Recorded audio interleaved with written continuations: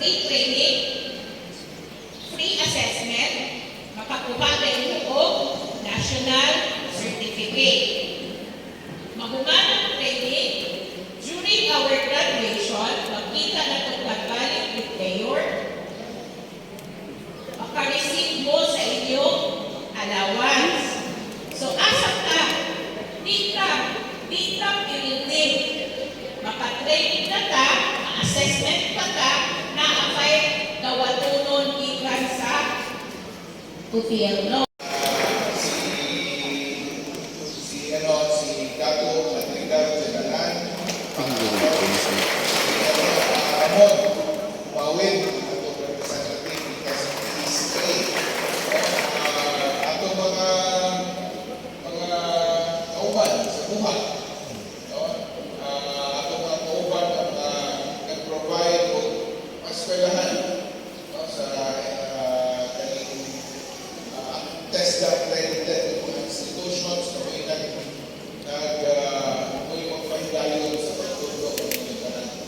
Salamat guys sa participation. Without you, mas wala, hindi siya materialize, hindi siya may tabo, kahit kamupan na naikaalam, kamupan na ikagakahas, na mo'y magtrabaho para ni pagtulog para ni.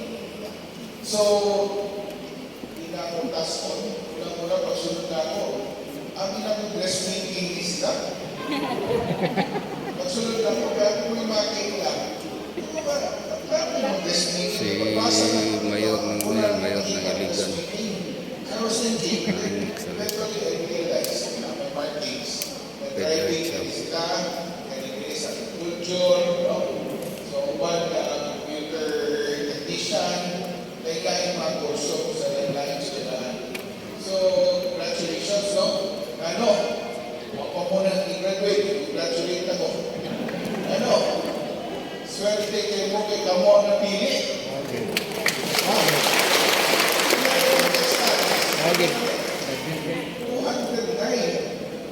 Diba? 209 slots. Sa kagagkan ng apply, interesado, pag sila makuha. Nabi ko ba na nanawag pa ng palaban? Ako, diba? Palaban ako, okay. Kita ilang para sa barangay, para sa mga tao. Tingnan ko, first come, first serve kami. So, ayun na lang. Kung nakauna,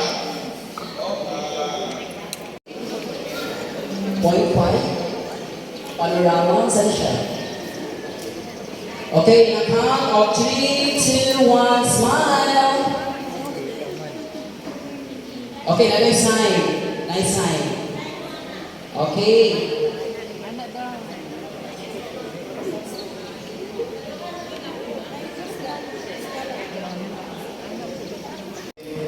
And sa mga acting na provincial director kasi mga bayan and then sa ito ang Garnisite, Administrator, Garnisite,